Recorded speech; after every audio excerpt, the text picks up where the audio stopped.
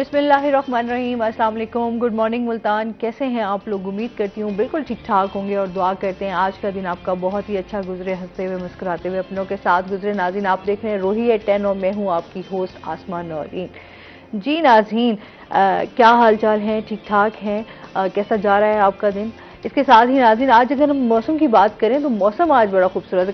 कल भी बहुत अच्छा मौसम था और आज भी मुल्तान का मौसम जो है वो बहुत खूबसूरत है। आज जो टेम्परेचर है मुल्तान का वो इस टाइम जी 30 सेंटीग्रेड टेम्परेचर है और वक्त के साथ साथ जो है वो 38 तक आज टेम्परेचर जाएगा दिन के साथ। और इसके साथ ही नाज़रीन, आपको पता है कि जो इस टाइम हम एक मुश्किल वक्त से गुजर रहे हैं। हमारा जो मुल्क है वो एक बहुत मुश्किल दोहराए से गुजर रहा है। सेकेंडली, जैसे जनूबी पंजाब में हम देख रहे हैं कि काफ़ी इलाकों में सैलाब आ चुका है, तो उसकी वजह से भी काफ़ी लोगों को मुश्किलात का सामना करना पड़ रहा है। बहुत सारी, जैसे कल भी मैंने आपको बात की थी, हम रोज़ आए दिन ये न्यूज़ देख रहे हैं कि काफ़ी लोगों के जो घर हैं वो बेघर हो चुके हैं और उसके साथ साथ कई जानें भी जा चुकी हैं। तो तमाम लोग जो भी देख रहे हैं हमें, जो इस्तात रखते हैं, जो हेल्प कर सकते हैं, तो लाजमी उन लोगों की हेल्प करें।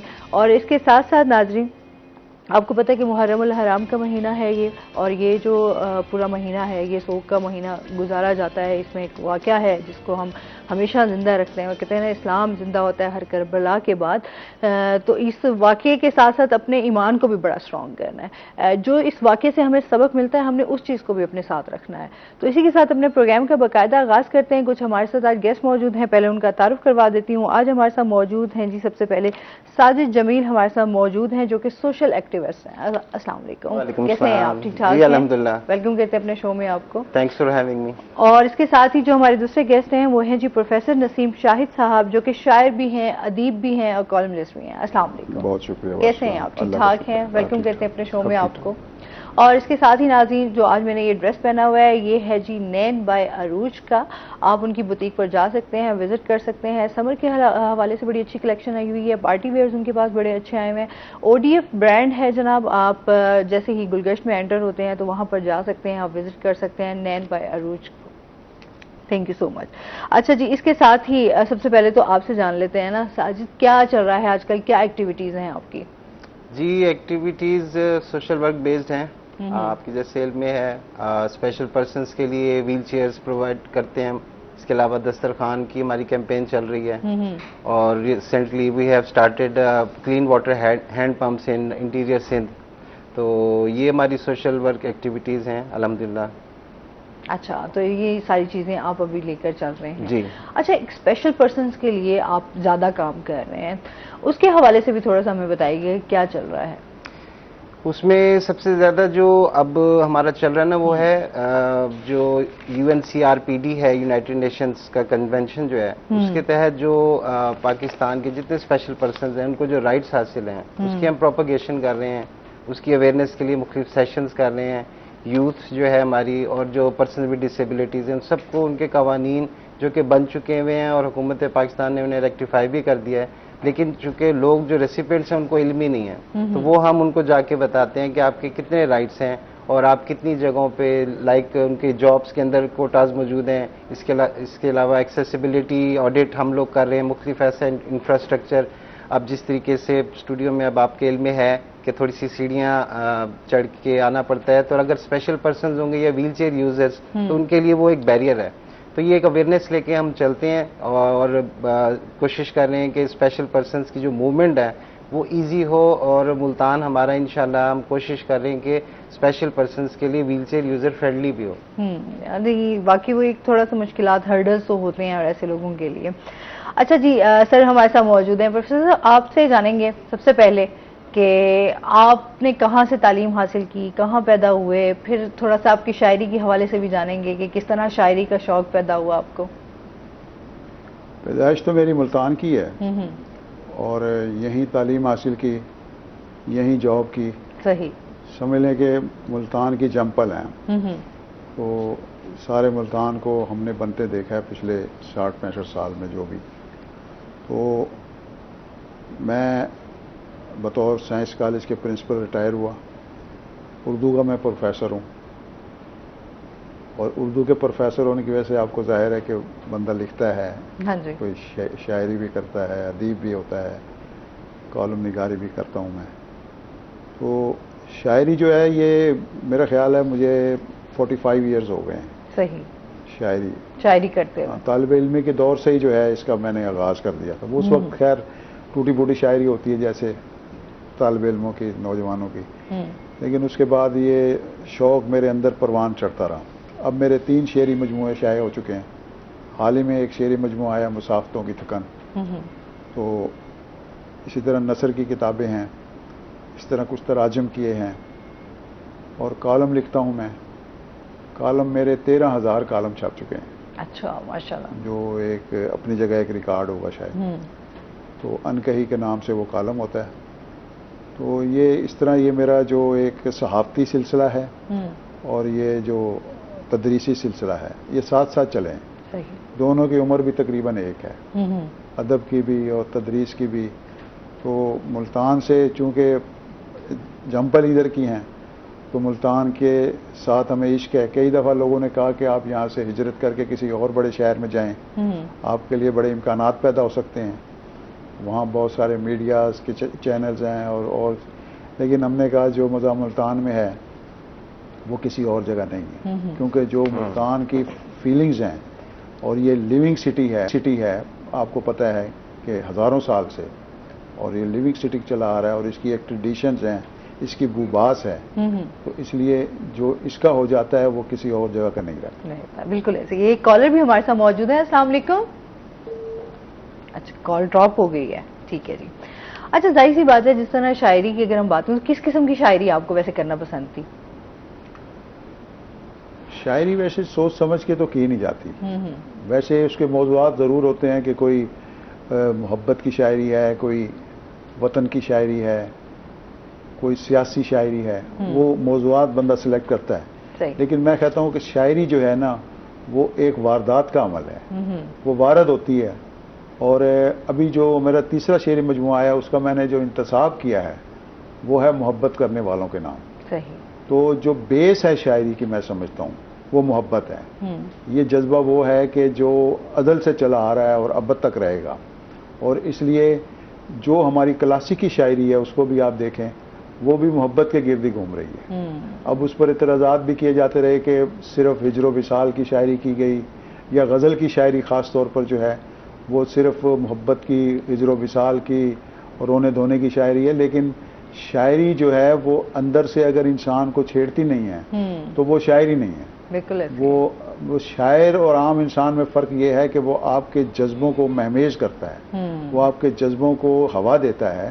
وہ آپ یہ کہتے ہیں کہ میں نے یہ جانا کہ گویا یہ بھی میرے دل میں ہے. وہ ایسی بات کر جاتا ہے کہ آپ یہ سمجھتے ہیں کہ جیسے وہ میری بات کر رہا ہے. بالکل یہ تو ہے, شاعر اپنے الفاظوں سے نا سب کچھ سمیٹ بھی لیتا ہے. ایک کالر ہے ہمارے ساتھ. السلام علیکم. السلام علیکم.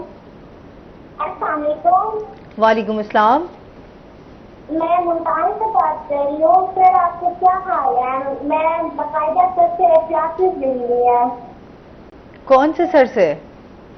سر سامنے سر جو مجھے دیکھ رہے ہیں, میں نام تو نہیں کہنا چاہوں گی, سر نسیم صاحب سے. سر آپ سے بات کریں. سر آصف کنانی صاحب سے تھے, وہ تو بہت ہو گئے ہیں. اچھا سر آپ سے بات کرنا چاہ رہی ہیں, میرے خیال میں آپ کی. جی سر اپنی کوئی شاعری ہمیں لائیو سنا دیں. اچھا آپ کی شاعری کیا ہی ہے, آپ کی کوئی اسٹوڈنٹ ہیں یہ سائمہ؟ شاید اسٹوڈنٹ ہیں, تو شاعری اگر کہیں تو میں سنا دیتا ہوں. ہوں. جی بالکل. آنکھ دہلیز پہ اور ربط دعا سے رکھا, آنکھ دہلیز پہ اور ربط دعا سے رکھا, تیرے آنے کا پتہ باد صبا سے رکھا, اور دھوپ اترے تو مجھے سایہ اسے مل جائے, دھوپ اترے تو مجھے سایہ اسے مل جائے, یہ تقاضا بھی محبت میں خدا سے رکھا. اور کتنا دلکش تھا وہ منظر میرے مر جانے کا, کتنا دلکش تھا وہ منظر میرے مر جانے کا, اس نے جب زہر پیالے میں ادا سے رکھا. اور شہر میں یوں تو تیرے چاہنے والے ہیں بہت, شہر میں یوں تو تیرے چاہنے والے ہیں بہت, ہاں وہ ایک شخص کے جس نے ہے دعا سے رکھا. آنکھ دہلیز پہ اور ربط دعا سے رکھا, تیرے آنے کا پتہ باد صبا سے رکھا. واہ کیا بات, بہت شکریہ, بہت خوب.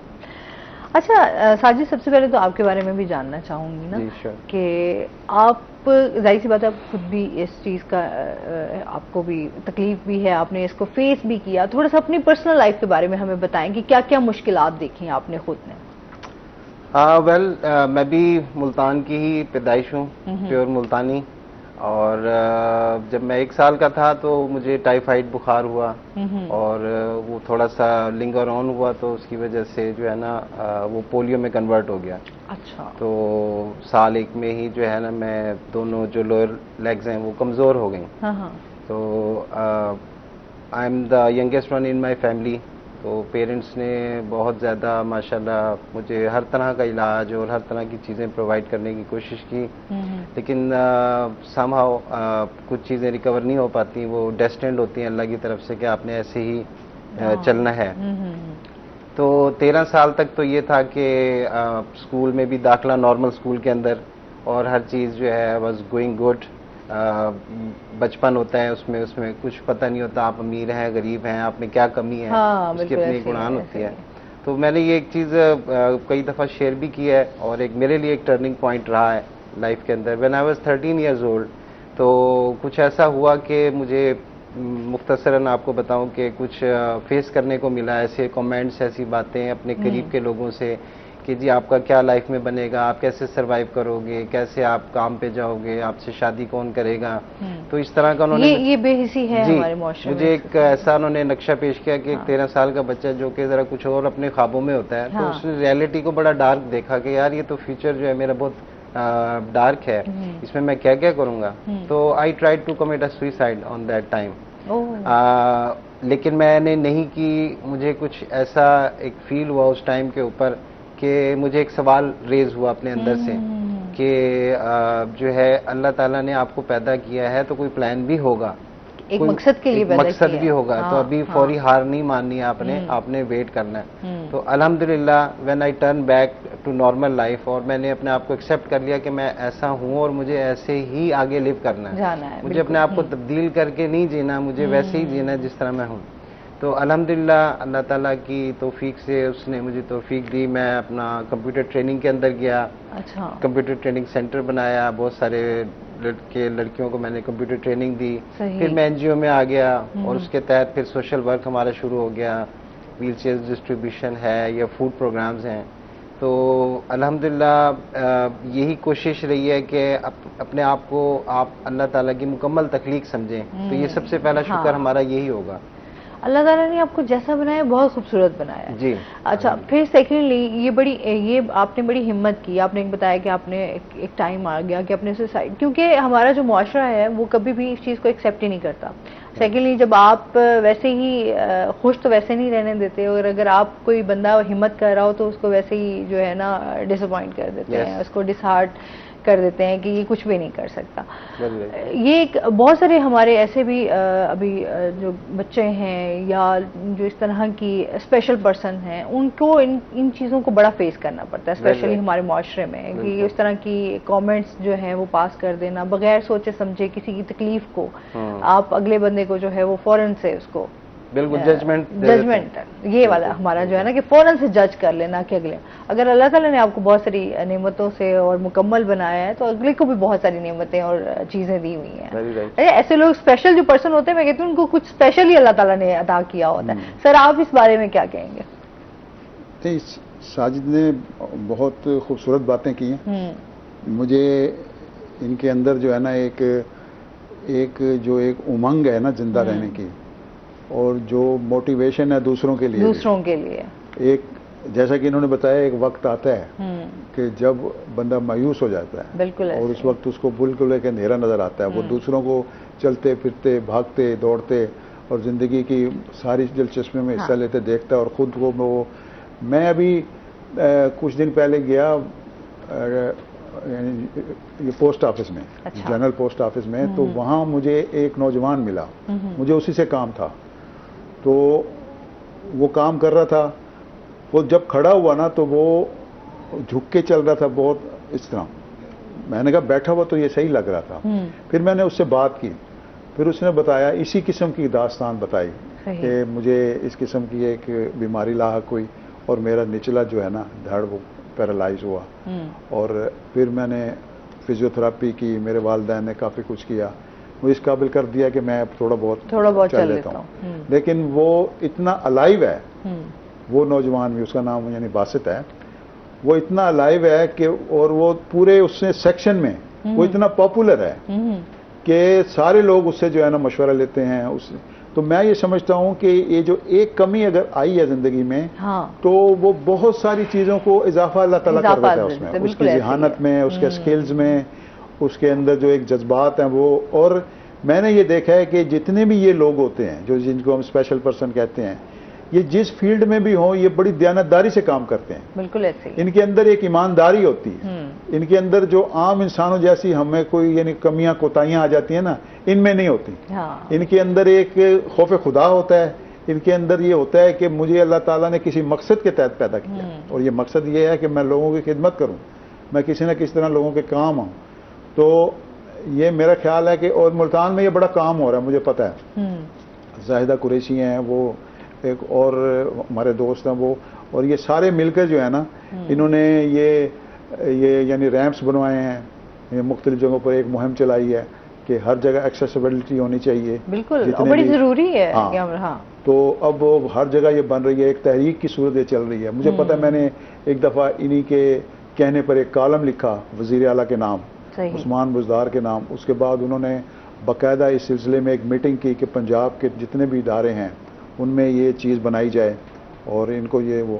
تو میں سمجھتا ہوں کہ یہ بڑا فعال کردار ادا کر رہے ہیں، اور ان کو ہمیں کسی طرح بھی ہم نے اپنے سے کم تر نہیں سمجھنا چاہیے. بالکل ایسے ہی ہے، یہ بالکل ہمارے برابر ہیں، بلکہ کئی جگہوں پر ہم سے آگے ہیں. میں یہی تو کہہ رہی ہوں کہ یہ اتنے اسپیشل ہوتے ہیں کہ ہم سے زیادہ ماشاءاللہ ذہین ہوتے ہیں، تو آپ کام کر رہے ہوتے ہیں. یہ جتنے فلاحی کام کر رہے ہیں دیکھیں ہم نہیں کر رہے ہوتے. یہ جتنا یہ سوچ رہے ہوتے ہیں، یہ سیلاب کے دنوں میں بھی ان کے اندر ایک جذبہ ہوتا ہے، وہاں بھی ان کی ایکٹیویٹیز جاری ہوتی ہیں. تو یہ لوگ جو ہیں میں سمجھتا ہوں یہ ہمارے وجود کا حصہ ہیں، معاشرے کا حصہ ہیں، اور معاشرے کو ان کے لیے کچھ کرنا چاہیے. یہ مانگتے کچھ نہیں ہیں کہ بھئی یہ خود ان کے اندر اتنی ول پاور ہے، اتنی وہ سب کچھ ہوتا ہے کہ یہ زندہ رہنے کی وہ قوت رکھتے ہیں، صلاحیت رکھتے ہیں. لیکن معاشرے کو ان کے بارے میں سوچنا ضرور چاہیے کہ ہم اس کے لیے کیا کر سکتے ہیں بطور معاشرہ. بالکل ایسے ہی ہے سر.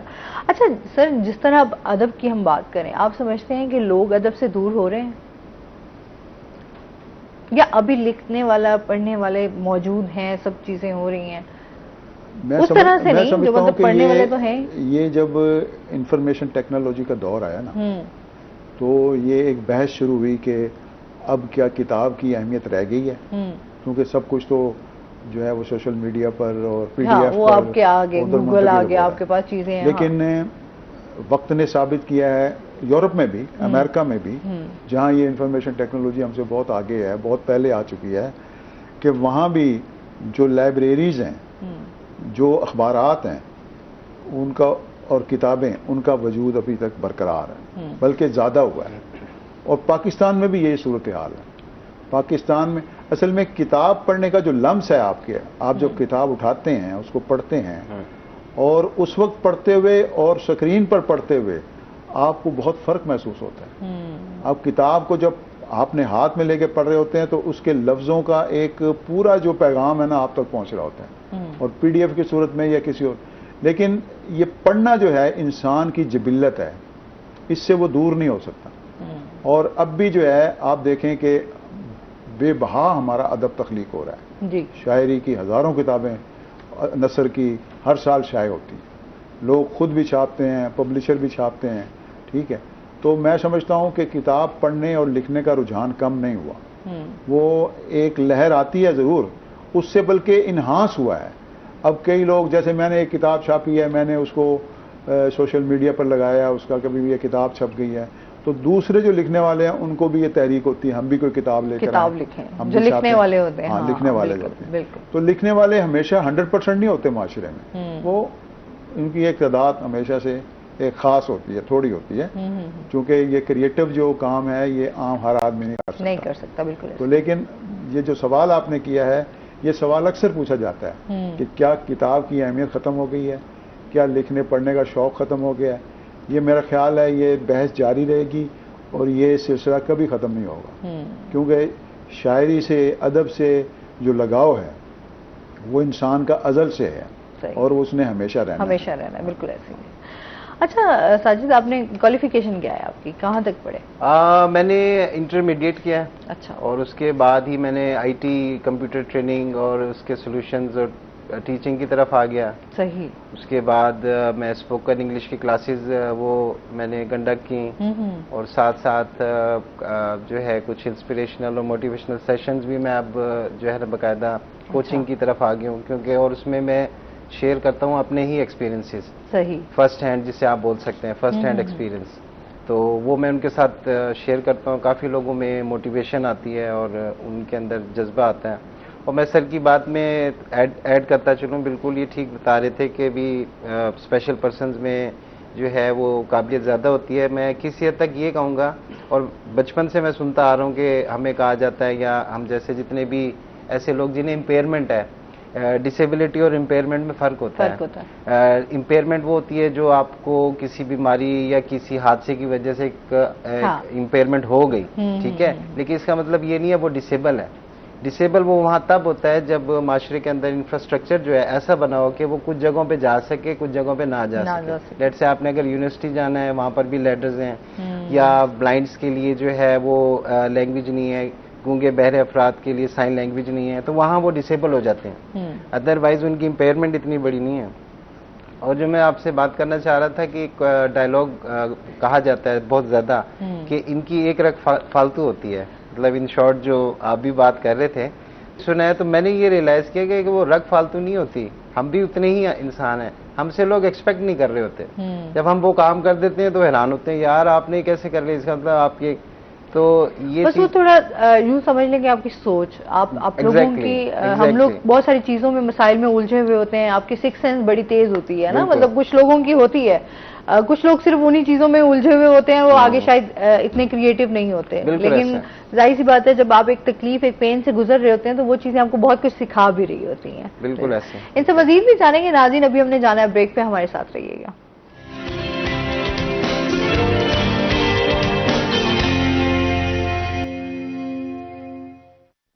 ویلکم بیک ناظرین، روہی ایٹ 10 میں آپ کو خوش آمدید کہتے ہیں، اور اس کے ساتھ ہی ناظرین آپ کو پتہ ہے ہمارا جو شو چل رہا ہوتا ہے اس کے پیچھے ایک پوری ٹیم ہوتی ہے، اور پوری ٹیم کی کوشش ہوتی ہے تبھی جا کر یہ جو ہے پروگرام آن ایئر ہوتا ہے۔ اور اس کے ساتھ ساتھ جو ہمارے ہیڈ ہیں ڈپٹی جنرل مینیجر نعمان سلیم، آج ان کی برتھ ڈے ہے، تو ہماری پوری روہی ٹیم کی طرف سے ان کو بہت بہت wish you a very happy birthday. اللہ تعالیٰ آپ کو بہت ساری خوشیاں دے، بہت ساری ترقی دے، اور اسی طرح آپ ہنستے رہیں، مسکراتے رہیں، ہمارے ساتھ روہی میں جو ہے وہ آپ کام کرتے رہیں۔ بہت شکریہ۔ اچھا جی، سر ہمارے ساتھ موجود ہیں، تو اچھا جس طرح ہم بات کر رہے تھے کہ یوتھ کے حوالے سے بھی، کہ سر آپ تو پروفیسر ہیں، سب سے پہلے تو آپ سے بات کر لیتی ہوں نا، کہ یہاں پر ہم دیکھتے ہیں اسٹوڈنٹس بڑے کنفیوز سے رہتے ہیں اپنے کیریئر کے حوالے سے، بہت ساری چیزیں ہم اپنے دیکھتے ہیں اسٹڈی ایجوکیشن سسٹم کو بھی لے کے، آپ اس بارے میں کیا کہنا چاہیں گے؟ سیٹسفائی ہیں آپ؟ نہیں، اصل میں بات یہ ہے کہ اب جیسے اس وقت داخلوں کا سیزن چل رہا ہے، ٹھیک ہے، اب ہوگا یہ کہ جس کو جہاں داخلہ مل جائے گا وہ لے لے گا، مطلب اس کا میرٹ پر اگر وہ بی ایس انگلش کرنا چاہتا ہے بالفرض، تو میرٹ پر نہیں آیا تو بی ایس اردو میں شاید اسے مل جائے داخلہ۔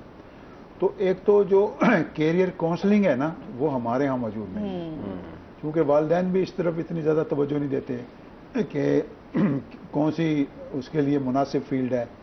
والدین صرف دو چیزوں پر توجہ دیتے ہیں کہ یا اس کو ڈاکٹر بنا دیں یا انجینئر بنا دیں، اگر یہ نہیں بنتے تو اس کے بعد پھر اس کو چھوڑ دیتے ہیں بھئی تو جو مرضی بنا، جو مرضی کر رہے ہیں۔ تو پھر ہمارے ہاں روایتی تعلیم ہے، روایتی تعلیم میں ہم ہزاروں لاکھوں طالب علم ہر سال پیدا کرتے ہیں، جبکہ آگے ان کی یوٹیلائزیشن نہیں ہے، اور بہت زیادہ یہ اس پر ایمفیسائز کیا گیا ہے کہ ٹیکنیکل تعلیم کو عام کیا جائے، کوئی سکیل آئے گا انسان کے پاس تو وہ آگے اس کو روزگار بھی ملے گا اور ملک کا بھی فائدہ ہوگا، بے روزگاری میں کمی آئے گی۔ تو ہمارے ہاں جو نوجوانوں میں مایوسی کی ایک شرح زیادہ نظر آتی ہے وہ یہی ہے کہ وہ تعلیم تو حاصل کر لیتے ہیں، آگے جب وہ عملی میدان میں جانا چاہتے ہیں تو ان کو وہ راستے نہیں ملتے۔ اب آپ دیکھیں کوئی ایک دو چار پوسٹیں نکلتی ہیں تو ہزاروں درخواستیں اس کے لیے چلی جاتی ہیں. بالکل ایسی ہے سر. بڑا میں اکثر اس لیے کہ آؤٹ پٹ تو ہمارا بہت ہے لیکن اس کی یوٹیلائزیشن جو ہے نا وہ ہمارے پاس نہیں ہے. تو اس لیے ایک تو ہمارے ارباب اختیار کو جو ہے نا جو ہمارے سوچ اور فکر رکھنے والے طبقہ ہے, جو ہمارا فیصلے کرنے والا طبقہ ہے, وہ ایک فیصلہ کرے کہ ہمیں اس روایتی تعلیم کو آگے بڑھانا ہے یا ہمیں رجحان کے مطابق, ضرورت کے مطابق ٹیکنیکل تعلیم کو عام کرنا ہے. تو اور گائیڈ لائن جو ہے وہ اسٹوڈنٹ کونسلنگ جو ہے اس کے لیے ادارے قائم ہونے چاہیے جہاں پہلے نوجوانوں کو بلایا جائے اور ان کے رجحان کے مطابق ان کو گائیڈ کیا جائے کہ آپ اس شعبے میں جانے کے لیے منا. یورپ میں ہوتا ہے, امریکہ میں ہوتا ہے کہ اس کے مطابق اس کو فیصلہ کریں. یہاں جہاں جس کا سینگ سماتا ہے وہ وہاں چلا جاتا ہے اور اس کے بعد جب وہ تعلیم حاصل کر کے باہر آتا ہے تو اس کو پتہ لگتا ہے کہ آگے تو اندھیرا ہی اندھیرا ہے, آگے تو کوئی راستہ مجھے نظر نہیں آ رہا. تب وہ مایوسی کا شکار ہوتا ہے. نوجوان نسل میں جو مایوسی کی ایک بڑی وجہ ہے وہ یہ ہے کہ وہ اپنے مستقبل سے مایوس ہوتی جا رہی ہے کیونکہ اس کو روزگار ایک بہت بڑی حقیقت ہے. جو لوگ کہتے ہیں نا یہ تعلیم روزگار کے لیے نہیں حاصل کرنی چاہیے, تعلیم تو تعلیم کے لیے حاصل کرنی چاہیے. بھائی روزگار ایک بہت بڑی ہارڈ ریالٹی ہے. بالکل ایسی ہے, اس کے بغیر گزارا نہیں ہے. ہے نہیں ہے تو اس کا راستہ ہی اس کا ہموار نہیں ہوتا, وہ چاہے جتنا بھی باعلم آدمی ہے. تو اس لیے اس طرف توجہ دینے کی ضرورت ہے. ویسے ہمارا جو نوجوان ہے وہ بہت موٹیویشنل, اس کے اندر ایک پاورز ہیں, وہ خود بھی موٹیویشنل فیلنگز رکھتا ہے اور دوسروں کو بھی وہ آگے بڑھنے کی. اب جیسے ہماری سیاست میں آپ دیکھیں سب سے زیادہ فعال کردار ہمارے نوجوانوں کا ہوتا ہے. ٹھیک ہے, تو اس لیے ادھر ہم اگر ان کو چینلائز کریں, ان کی صلاحیتوں کو, ان کی ایبلٹیز کو, اور ان کو وہ علم دیں جو ہمیں ضرورت ہے جس علم کی, ان کو تو ہو, ہمیں جو بطور معاشرہ ضرورت ہے اگر ہم وہ کریں تو انشاءاللہ ہمارے پاس جو یہ مین پاور ہے, دنیا کی بہت بڑی مین پاور ہے ہمارا, اور بڑی مین پاورز میں استعمال ہوتے ہیں. جب یہی لوگ باہر جاتے ہیں, یہی نوجوان آپ دیکھیں وہاں چھا جاتے ہیں, وہاں یونیورسٹیوں میں ٹاپ کرتے ہیں, وہاں کہیں جاب کرتے ہیں تو وہاں ان کا نمبر پہلا ہو جاتا ہے. بالکل ایسے ہی ٹھیک ہے. تو اس لیے ابھی ایک آ رہی تھی کہ یہاں ہماری جو ادھر کوٹ ادو کی یا کہیں کی وہ ایک اسٹوڈنٹ ہے جو 24 ایئرس کی, وہ گوگل میں اس کو جو ہے نا کنسلٹنٹ انہوں نے رکھ لیا. وہ واحد لڑکی ہے ایشیا کی. تو بڑی صلاحیت ہے ہمارے نوجوانوں میں. بالکل ایسے ہی ہے, یہاں پر ٹیلنٹ کی کمی نہیں ہے, بس ان کو جو ہے پالش کرنے کی ضرورت ہے. آپ کیا کہنا چاہیں گے اس بارے میں یوتھ کے اوپر؟ بالکل ٹھیک کہہ رہے ہیں پروفیسر صاحب. اور آپ یہ دیکھیں کہ آج سے کوئی 20 سال پہلے جو ایک ینگ تھا اس کے لیے بہت کم اپرچونٹیز تھیں کہ FFSC کے بعد اس نے کن فیلڈز میں جانا ہے. اب ہزاروں فیلڈز آ گئی ہیں, لیکن بات سر کی ہی میں انڈورس کروں گا کہ جب تک آپ کا رجحان, آپ اپنے رجحان اور انر سکل کو نہیں پہچانیں گے, کیونکہ اللہ تعالیٰ نے جس طرح فنگر پرنٹس ایک جیسے نہیں ہیں, ہر بندے کو یونیک بنایا, تو وہ یونیکنیس کو فائنڈ آؤٹ کر کے اس کو پروفیشنل جب ازم میں آپ جب جائیں گے تو آپ ایکسل کریں گے لازمی. اور اگر آپ نے اپنے سکلز کو نہیں پہچانا, ان پہ کام نہیں کیا, تو آپ کسی بھی فیلڈ میں جائیں گے لیکن آپ 100% نہیں دے پائیں گے. تو یہ جاننا بہت ضروری ہے. لیکن انفارچونیٹلی منی میٹرز, ہم یہ دیکھ رہے ہیں, یا ہمارے انفارچونیٹلی پیرنٹس بھی جو کہ میرے خیال میں کسی حد تک انصاف نہیں کر رہے کہ انہیں پیسہ بنانے کی مشین تو بنا رہے ہیں, لیکن وہ ایک اچھے انسان بن کے بھی زندگی گزار سکیں گے, اس پہ کتنی انویسٹمنٹ انہوں نے کی ہے, اس میں کتنا انہوں نے ان کو تعلیم دی ہے, یہ بھی جاننا بہت ضروری ہے. کیونکہ ہمیں تعلیم یافتہ لوگوں کے ساتھ ساتھ ہمیں معاشرے میں اچھے لوگ بھی چاہیے جس سے معاشرہ قائم رہتا ہے. ہاں یہ تو بڑا اچھا, اچھے اور برے لوگ تو ہمیشہ آپ کے ساتھ رہتے ہی ہیں ارد گرد. بس یہ ہے کہ ہمارے معاشرے کو واقعی اس ٹائم جو نیگیٹیوٹی پھیل رہی ہے, بہت ساری چیزیں جو ہے ہم لوگوں کے نوجوان نسل میں صبر والا جو ایک پیمانہ ہے نا وہ ختم ہوتا جا رہا ہے. اس کو دوبارہ زندہ کرنے کی بڑی ضرورت ہے کہ تمام لوگ جتنے بھی ہیں وہ صبر اور محبت کے ساتھ ایک دوسرے کے ساتھ جو آپ کا ایک میں کہتی ہوں تعلق ہے اس کو بڑا اسٹرانگ کرنے کی ضرورت ہے. جو اس ٹائم رشتے جو ہیں وہ ہمارے بکھر رہے ہیں. اچھا سر, آپ شاعری کرتے ہیں تو گھر میں بھی شاعری کرتے ہیں, گھر والوں کو بھی سناتے ہیں یا نہیں؟ کسی شاعر سے آپ یہ سوال نہیں پوچھیں ورنہ وہ گھر سے نکل جائے گا. وہ اصل میں جو بڑے بڑے شاعر بھی جو ہیں وہ کبھی آپ کو یہ ایسا نظر نہیں آئے گا کہ وہ اپنی اہلیہ کو شعر سناتے ہیں. اچھا, اس کا مطلب ہے آپ نے کبھی نہیں سنایا؟ نہیں, وہ ہوتا نہیں ہے نا.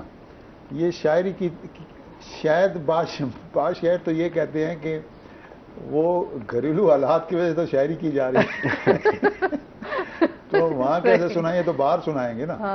تو بہرحال یہ شاعری ایک کیفیت کا نام ہے. اچھا شعر ضروری نہیں کہ میں سناؤں گھر میں، وہ ان کو اپنا بھی ان کا ذوق ہو سکتا ہے کہ وہ خود کوئی اور شاعر دیکھیں نا جو تعلیم حاصل کر رہا ہے نا وہ شاعری ضرور پڑھ رہا ہے. ہمارے نصاب میں ہے، ٹھیک ہے. شاعری سے لگاؤ تو ہر بندے کو ہونا چاہیے. اچھا ہوتا بھی ہے، کچھ لوگ سننے کی حد تک ہوتے ہیں، کچھ سننے کی حد تک تو بہت ہی زیادہ لوگ ہوتے ہیں، یہ بات نہیں ہے. اب اچھا شعر جو ہے وہ لوگوں کو محسوس کرتا ہے، بالکل ایسے لوگوں کو لطف دیتا ہے.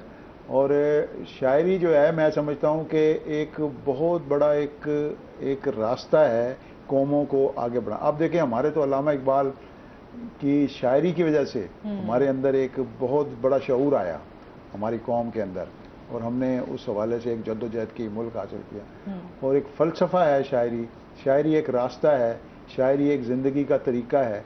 شاعری جیسے ابھی ساجد نے کہا نا کہ شاعری جو ہے وہ انسان کو بہتر بنانے میں بھی اہم کردار ادا کرتی ہے، کیونکہ اس کا کام ہے انسان کے جذبوں کو ہوا دینا. بالکل ایسے جب انسان مادہ پرست ہو جاتا ہے، صرف مادیت کی مٹیریلسٹک اپروچ اپنا لیتا ہے، تو وہ ایک بڑا خطرناک آدمی بن جاتا ہے، آپ یاد رکھیں.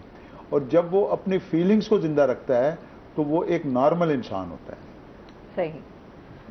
اگر آپ سمجھتے ہیں کہ شاعری جو ہے وہ ہر، ویسے ظاہر سی بات ہے جس طرح ہم آپ بات کر رہے ہیں نا کہ جذبوں کو، آپ کے احساسات کو ایک شاعر جو ہے وہ لفظوں میں سمیٹ لیتا ہے، تو پھر وہ جب کوئی شعر کہتے ہیں تو وہ بندہ اپنے اوپر پھر تھوڑا، اگر شعر اچھا ہو تو بندے کو وہ اپنی آپ بیتی، اپنی چیزیں جو ہیں وہ اس میں محسوس کرتا ہے کہ یہ شاید شعر میرے لیے ہے. تو یہی ہوتا ہے نا کہ اور بیسکس جو ہیں انسان کی فیلنگز کی وہ ایک ہی ہیں، یاد رکھیں. بالکل ایسے، چاہے وہ یورپ کا ہو، امریکہ کا ہو انسان، چاہے پاکستان. دیکھو نا جب دکھ ہوتا ہے نا تو وہاں کے لوگ بھی روتے ہیں، ہم بھی روتے ہیں ایسے ہی. اور جب خوشی ہوتی ہے تو ہم ہنستے ہیں. کوئی اور ایلیمنٹس نہیں ہے ہمارے پاس اس کو ظاہر کرنے کے لیے. تو اس لیے یہ بیسکس جو ہے انسان کی وہ کسی زبان سے، کسی کلچر سے ماورا ہیں، وہ وہی ہیں. اور شاعری جو ہے، اب جیسے انگریزی شاعری کو جب ہم اردو میں ترجمہ کرتے ہیں تو وہ ہمیں لگتی ہے کہ جیسے ہماری شاعری ہے، ورڈزورتھ کی شاعری ہو، کیتھ کی شاعری ہو. تو اس طرح ہماری شاعری کے بڑے تراجم ہوئے ہیں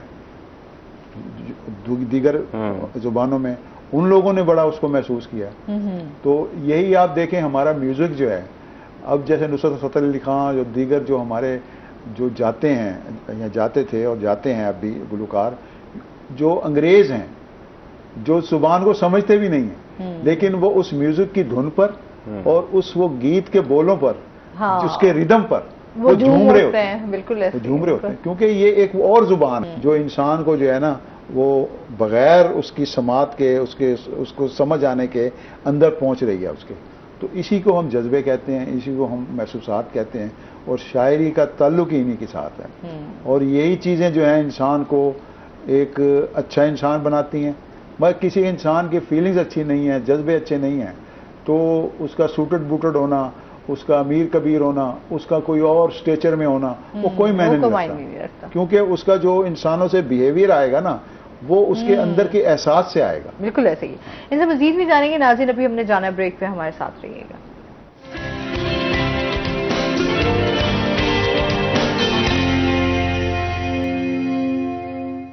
ویلکم بیک ناظرین، روہی ایٹ 10 میں آپ کو خوش آمدید کہتے ہیں. اچھا ساجد یہ بتائیں، تھوڑی پرسنل لائف کے بارے میں بھی جاننا چاہیں گے. میرڈ ہے؟ جی الحمدللہ. اچھا ماشاء اللہ. کتنے بچے ہیں؟ جی I have 2 kids, 1 daughter and 1 son. اچھا ماشاء اللہ. تو کیسی جا رہی ہے زندگی؟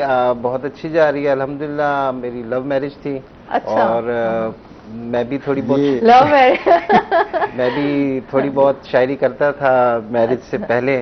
بعد میں تھوڑی سی کم ہو جاتی ہے شاید. مجھے لگتا ہے وہ شاعری آپ نے نا وہ بھابھی کے لیے چن چن کے بس ایسے شعر جو محبت جو لیٹرز لکھتے ہوں گے، اسی شاعری کی وجہ سے شاعری کا کام بھی بن گیا ہو. تو یہ ہے کہ جب تک ایک چیز آپ کو، میرے خیال میں جو شاعری، کیونکہ میں ادبی اس طرح کا نہیں ہوں، لیکن I am very praise of it, کہ جب تک آپ کو جس چیز کے لیے آپ تمنا کرتے ہیں نا تو وہ شاعری کے جذبات بھی اس کو حاصل کرنے کے لیے نکلتے ہیں. جب شاید چیز انسان کو مل جاتی ہے تو وہ انسان ایک دوسری تلاش میں چلا جاتا ہے. یہ بھی شاید ایک ہے. تو اس دور میں بھی کیا کرتا تھا کچھ تھوڑا بہت ڈائری میں اور یہ سارا کچھ. تو میں تمام جو لوگ ہیں جو ہمارے اسپیشل پرسنز ہیں 15% of the population of Pakistan are some but mentally اور فزیکلی امپیئرڈ. تو میں ان کو یہ کہوں گا کیونکہ میں ان کے درمیان رہتا بھی ہوں, ان سے بات چیت بھی ہوتی ہے, ان کے لیے الحمدللہ ایک رول ماڈل بھی ہوں. تو ان کو میں یہ کہتا ہوں جو آپ اپنی اپروچ ہے نا, ذہن کی اپروچ, وہ آپ یہ نہ بنائیں کہ آپ اسپیشل پرسن ہیں. آپ یا تو آپ واقعی یہ فیل کریں کہ میں اسپیشل ہوں. میں ایک چھوٹی سی مثال آپ کو دوں گا آپ کی اجازت سے, کہ بچپن میں یا کبھی میں کہیں بیٹھا ہوں, گیدرنگ میں بیٹھا ہوں, جس طریقے سے اب یہاں پر بیٹھا ہوں, تو اٹس اوکے. لیکن میں جب چل کے جاتا تھا تو مجھے کانوں میں آوازیں آتی تھی, تو بھی یعنی کہ لوگ دیکھ کے نا ایک کامنٹس آتے. تو some time most of the time میں جو اگر واش روم بھی جانا ہوتا تھا میں گھنٹہ گھنٹہ بیٹھ رہتا تھا, یار انہیں جانے دو, جب سب چلے جائیں گے نا پھر جاؤں گا, آواز دیں گے, تاکہ میں وہ چیز نہ. لیکن نا میں نے اس چیز کو پازیٹیو اب ایسے لیا ہے کہ میں نے کہا یار کہ لوگ نوٹس کر رہے ہیں نا, اگر نوٹس کر رہے ہیں اس کا مطلب آپ کچھ ہیں تو آپ کو نوٹس کر رہے ہیں. تو اس کی میں پازیٹیو فیل لیتا ہوں.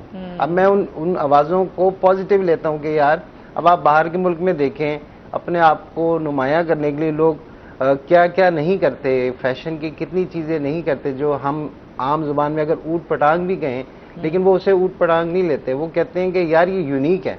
تو میں تمام دوستوں کو یہ کہوں گا کہ وہ اپنے آپ کو یونیک سمجھیں, اور یہ سمجھیں کہ لوگ ہمیں دیکھ رہے ہیں تو آپ ڈپریس نہ ہوں, آپ یہ دیکھیں یار کچھ تو ہیں کہ ہمیں لوگ دیکھیں. یہ بڑی پازیٹیو سوچ ہے. یہ دیکھیں ایک نیگیٹو کو انہوں نے کس طرح پازیٹیو کیا. بالکل ایسے ٹھیک ہے, اور یہ بہت اچھا سر, ہر بندہ اس طریقے سے پوزیٹیو نہیں کر سکتا. وہ یہ ڈومینیٹ نیگیٹیونیس جگرا چاہیے, وہ ڈومینیٹ کر جاتی ہے. اور یہ دیکھیں نا انہوں نے ایک راہ نکالی کہ لوگ خاص بننے کے لیے کیا کیا جتن کرتے ہیں. اگر لوگ ہمارا نوٹس لے رہے ہیں تو یہ تو بڑی اچھی بات ہے.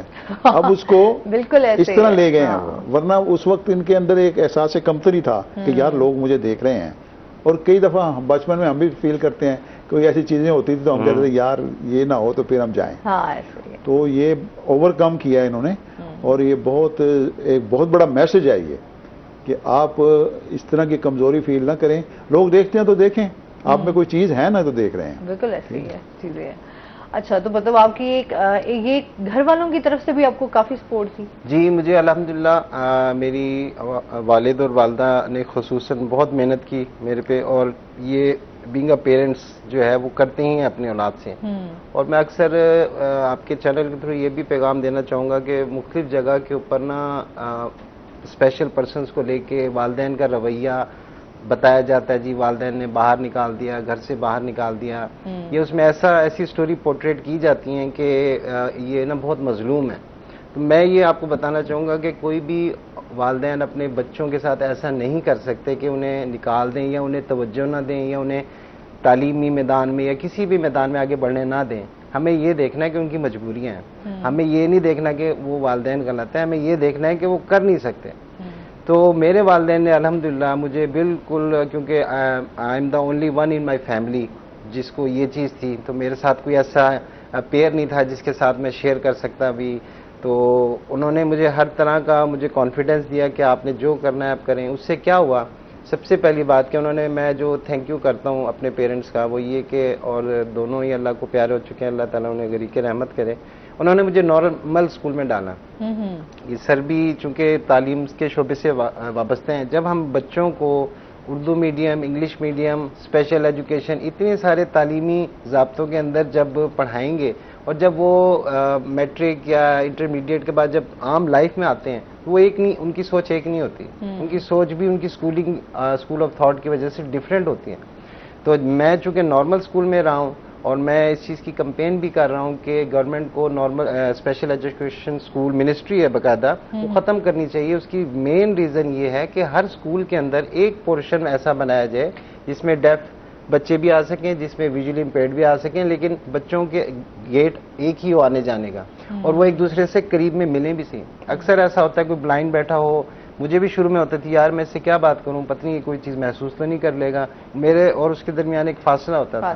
جبکہ میں جس نارمل اسکول میں پڑھا ہوں میرے سارے دوست نارمل ہوتے تھے, اور انہوں نے مجھے ایکسیپٹ کیا, بلکہ میرا ہاتھ پکڑ کے مجھے جھولے بھی جھلاتے تھے، کینٹین بھی لے کے جاتے تھے. تو ان کے لیے یہ نہیں تھا کہ اس کو کچھ ہے، اور وہ آج بھی میرے ساتھ موجود ہیں.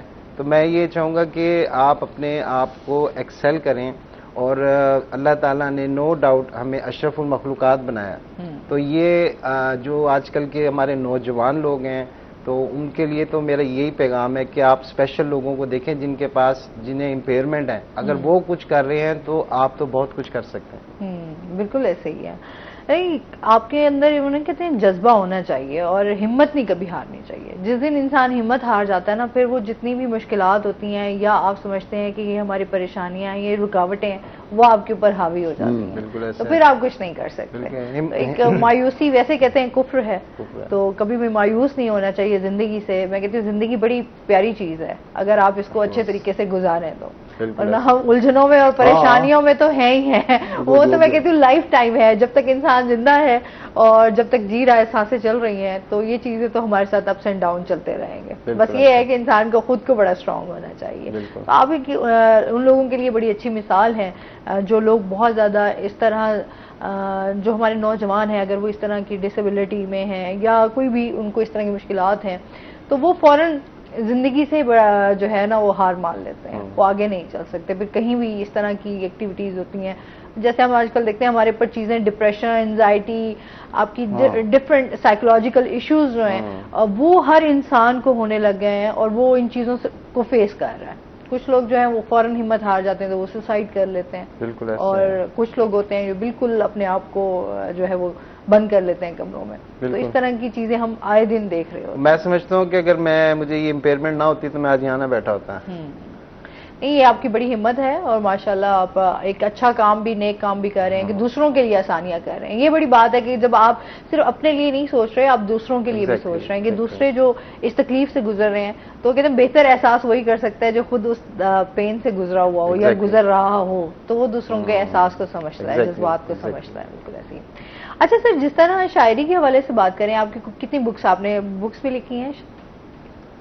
3 میرے شعری مجموعے 3 ہیں. اچھا. ایک آئینوں کے شہر میں پہلا پتھر، پہلا شعری مجموعہ. دوسرا تیری یاد کا سمندر، اور تیسرا یہ جو اب آیا ہے. اچھا. یہ تقریباً 1 مہینے پہلے آیا، مسافتوں کی تھکن. یہ تیسرا شعر. اس کے علاوہ میں نے ژان پال سارتر کا ترجمہ کیا وجودیت پر. وہ اس پہ پاکستان میں ابھی تک کسی نے ترجمہ نہیں کیا. وہ ایک فرینچ فلسفی ہے، بہت مشکل ان کا فلسفہ ہے.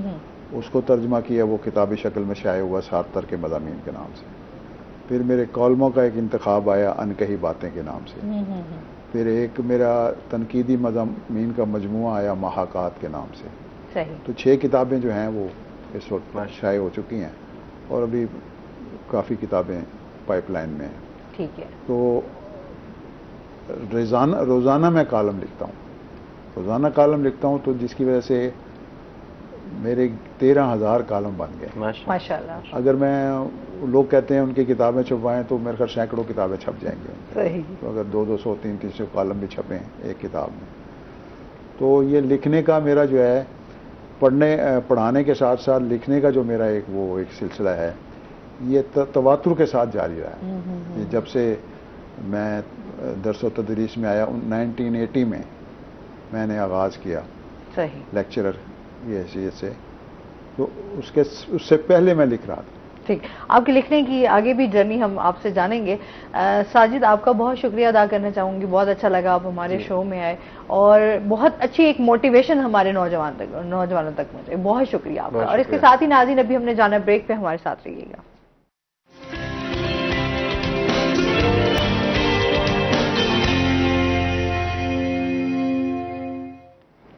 ویلکم بیک ناظرین. روہی ہے 10 میں آپ کو خوش آمدید کہتے ہیں. نسیم شاہی صاحب ہمارے ساتھ موجود ہیں، اور اس کے ساتھ جو ہمارے ساتھ دوسرے گیسٹ ہیں ان کا تعارف کروا دیتی ہوں. طاہر حسین نقوی صاحب ہمارے ساتھ موجود ہیں، جو کہ مرثیہ خاں ہیں. السلام علیکم. کیسے ہیں آپ؟ ٹھیک ٹھاک ہیں؟ ویلکم کرتے ہیں اپنے شو میں آپ کو. بہت شکریہ. اچھا جی، طاہر ہمارے ساتھ موجود ہیں، تو ان سے ہم مرثیے بھی سنیں گے، ساتھ ساتھ تھوڑا سا ان سے بات چیت بھی ہوگی، ان کی پرسنل لائف کے بارے میں بھی جانیں گے. اچھا سر، آپ جو ہے تھوڑا طنز و مزاح میں بھی میرے خیال میں آپ لکھتے ہیں، تھوڑا سا اس کے حوالے سے بھی بات کریے گا. اصل میں طنز و مزاح جو ہے نا، وہ ایک بہت مشکل صنف ہے، تو اس کو بہت کم لوگوں نے لکھا ہے، ٹھیک ہے. اس کی ایک اور قسم آئی پھر انشائیہ نگاری. انشائیہ نگاری میں بھی ہلکے پھلکے انداز میں آپ اپنے جو تصورات ہیں، خیالات ہیں، ان کو سامنے لاتے ہیں. تو میری زندگی میں ویسے طنز و مزاح کے واقعات بھی کافی آئے. مثلا میرے نام کی وجہ سے زندگی میں بہت سارے ایسے واقعات ہوئے جو اب تک، اور ان کے بارے میں لکھا بھی کیا، کیونکہ اس نام میں تھوڑی سی نسوانیت نظر آتی ہے. صحیح. نسیم شاہد جو ہے نا، وہ لوگ. ایک دفعہ یونیورسٹی میں ہمارا ایک ٹور گیا تو شعبہ اردو کا، تو بس میں واپسی پر میوزک چلا، ڈانس ہوئے، تو ایک ہماری کلاس فیلو نے رپورٹ لکھی اخبار میں کہ نسیم شاہد نے والہانہ رقص کیا. اس میں یہ جملہ لکھ دیا. وہ ماشاء اللہ کا دور تھا، ضیاء الحق صاحب. صحیح. تو وہ رپورٹ طلب کر لی گئی کہ بھئی آپ یونیورسٹی میں لڑکیوں کو نچواتے ہیں، یہ وہ. تو باقاعدہ انکوائری ہوئی. ڈاکٹر اے بی اشرف صاحب صدر شعبہ تھے. تو وہاں ایک کرنل صاحب آئے، ایک میجر صاحب آئے، اور انہوں نے کہا کہ اس رپورٹ کے حوالے سے اپنا جو، اس وقت میری شیپ بڑی ہوئی تھی، داڑھی ہوتی تھی. تو جب انہوں نے یہ بات سنی کہ نسیم شاہد کو نچوایا گیا، کوئی لڑکی ہے، تو انہوں نے کہا جی ہم آپ سے ابھی ملواتے ہیں ان کو. تو انہوں نے مجھے بلایا. تو جب انہوں نے مجھے دیکھا تو وہ کہتے یہ ہیں وہ. انہوں نے کہا ہاں جی یہ نسیم شاہد ہیں، یہ لڑکی نہیں ہے، لڑکا ہے. وہ نام بھی ایسا ہے نا، نام کی وجہ سے نا، نام کی وجہ سے وہ بڑا اخباروں میں چرچا ہوا ان دنوں. یہ تو ایک زمانے میں ہم گئے اہل قلم کے کانفرنس میں اسلام آباد. تو ارش صدیقی صاحب، آسی کرنالی صاحب، بڑے بڑے شاعر بھی ساتھ تھے. تو ہم اتر کے ویگن میں بیٹھ گئے ایئرپورٹ سے، جس نے ہمیں ہوٹل لے کے جانا تھا. تو کافی دیر تک ویگن نہیں چلی، گرمی کا بڑا موسم تھا. تو ایک بندہ فائل اٹھا کے آتا تھا، وہ ایسے اس میں دیکھتا تھا ویگن میں، اور پیچھے چلا جاتا تھا. پھر جب سینے سے شرابور ہو گئے سب، تو انہوں نے کہا آسی کرنالی صاحب نے، او بھائی آپ چلتے کیوں نہیں ہیں؟ اس نے کہا کہ ملتان سے مسمات نسیم شاہد آن بورڈ ہوئی ہیں، وہ ہمیں ویگن میں نظر نہیں آ رہے، ہم اس وجہ سے کھڑے ہوئے نام کی وجہ سے. تو اس وجہ سے جو ہے نا کوئی زندگی میں ایسے واقعات ہوتے. تو مزاج جو ہے نا وہ زندگی میں اصل بھی پیدا ہو جاتا ہے. ایک تو آپ لکھ رہے ہوتے ہیں، ایک مزاج جو ہے وہ اصل بھی پیدا ہوتا ہے. میں کالموں میں بھی اپنے مزاج کا عنصر جو ہے تڑکا لگاتا ہوں اس میں. صحیح. کیونکہ اگر جب تک آپ چیز کو ہلکا پھلکا نہ رکھیں تو قاری جو ہے وہ اس کی طرف آتا نہیں ہے.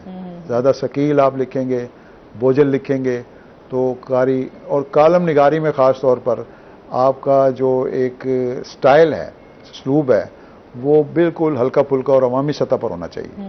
کیونکہ اخبار ہے نا، اخبار تو عام آدمی تک پہنچنا ہے. بالکل. وہ کہیں حجام کی دکان پہ پڑھا جا رہا ہے، کہیں ریڑھی والے کے پاس پڑھا جا رہا ہے، تو اس سطح پر آ کے لکھنا پڑتا ہے.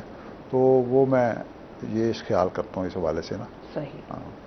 اچھا طاہر سے بھی جانتے ہیں. طاہر کتنے عرصے سے آپ مرثیہ؟ ویسے تو میں بچپن سے پڑھ رہا ہوں، تو باقاعدہ میں نے ابھی کچھ سالوں سے شروع کیا. تھوڑا سا شوق تھا، اب ماشاءاللہ باقاعدہ مجلسوں میں. آپ کا مائک ہے، کوئی ٹینشن، آپ ٹینشن فری ہو جائے، مائک ہے آپ. ٹھیک ہے جی. تو شوق بچپن سے ہی تھا. آج کل جیسے محرم آ گیا ہے تو اب کنٹینیو مجالس میں پڑھتا ہوں.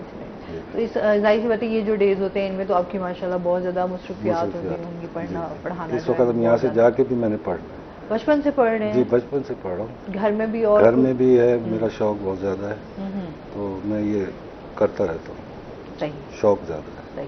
آج کے دن کے حوالے سے بھی ہم چاہیں گے آپ سے کچھ سننا. امام حسین کے حوالے سے جی کلام ہے، وہ پیش کرتا ہوں. جی ضرور.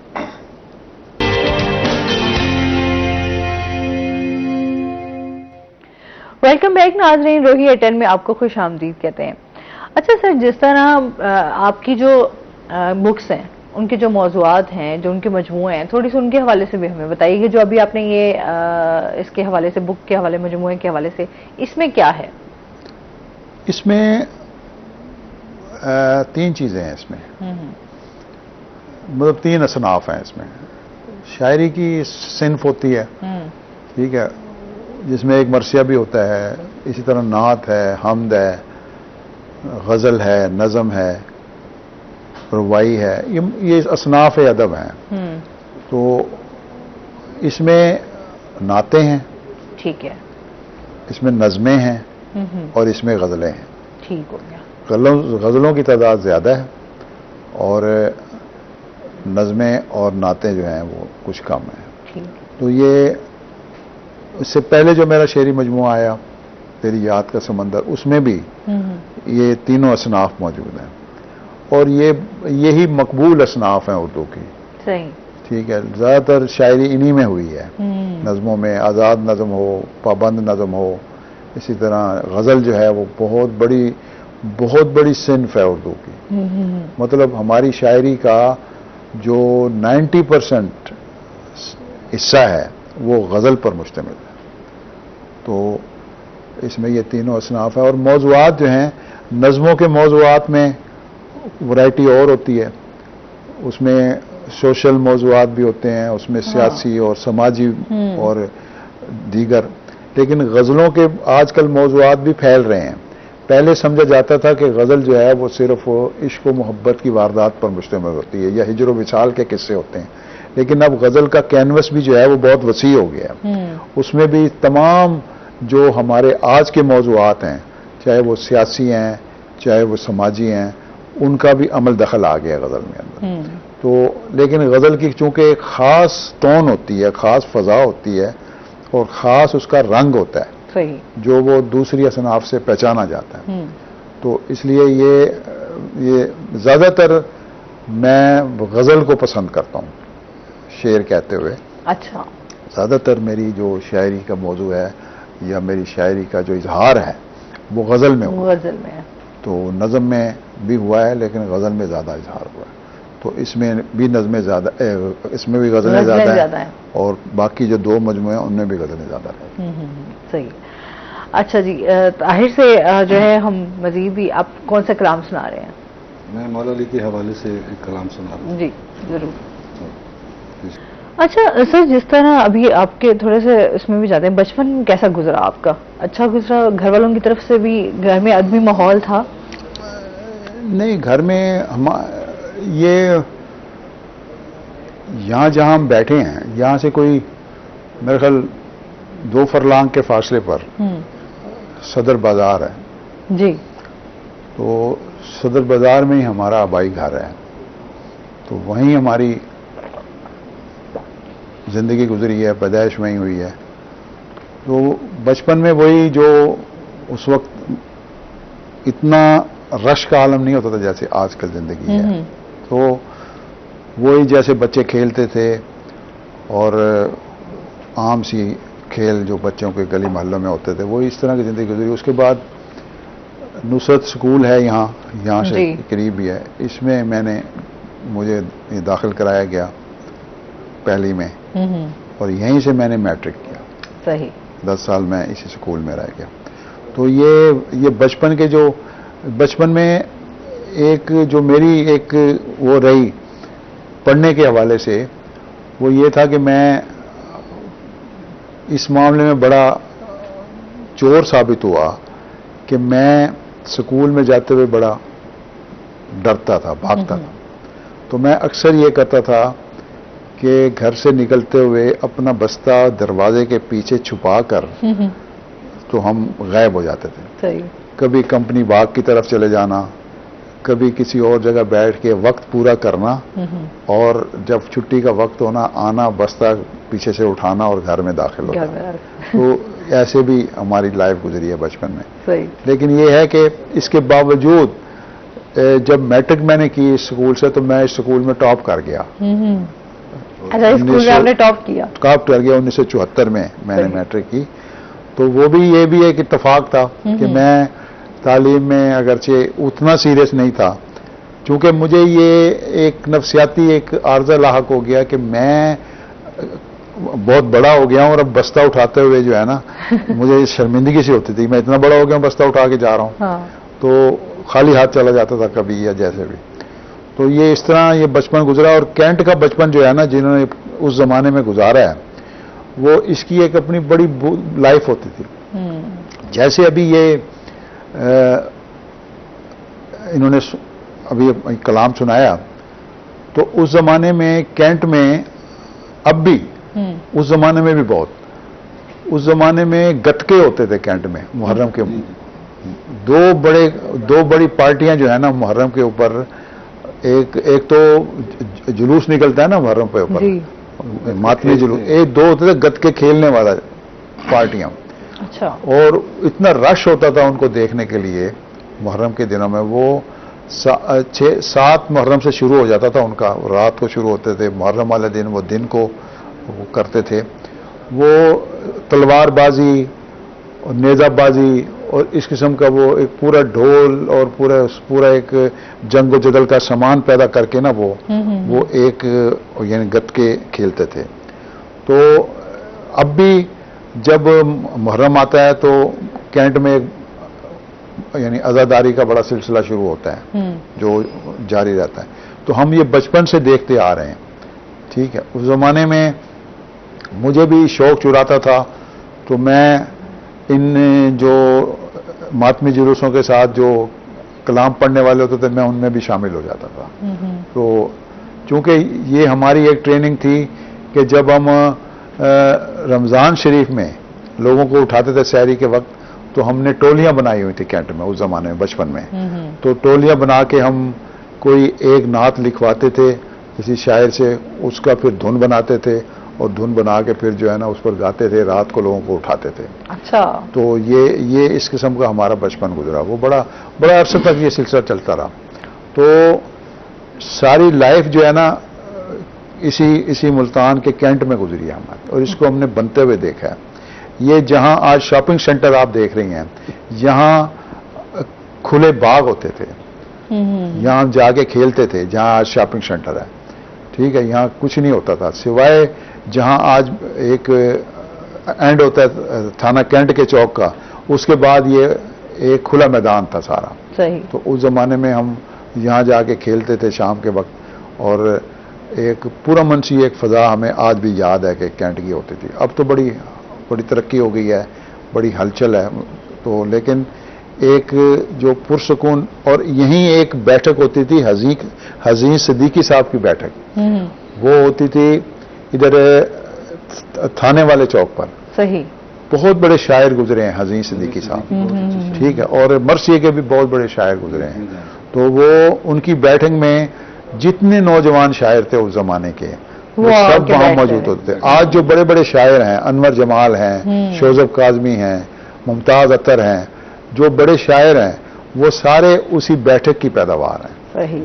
ٹھیک ہے وہ وہاں تھانے وہ صبح سے وہ بیٹھ جاتے تھے اپنے اس میں آ کر اور اس کے بعد ان کے شاگردوں کی ایک بخشی بڑی تعداد جو تھی وہ ان کے پاس آتے تھے ان سے اصلاح لیتے تھے ان کی غزل پر ان کے مرثیے پر وہ بڑا وہ کرتے تھے تو یہ ساری بچپن کی خوبصورت یادیں ہیں جو ابھی تک چونکہ ہم اسی جگہ ابھی تک موجود ہیں ملتان میں جب بندہ شہر چھوڑ دیتا ہے نا تو پھر شاید وہ دھندلانا شروع ہو جاتی ہیں لیکن اب جو ہی ہم کینٹ میں داخل ہوتے ہیں تو وہ سارا ماضی کا کینٹ جو ہے نا وہ ہمارے سامنے آ جاتا ہے بالکل اسے مزید بھی جانیں گے ناظرین ابھی ہم نے جانا ہے بریک پہ ہمارے ساتھ رہیے گا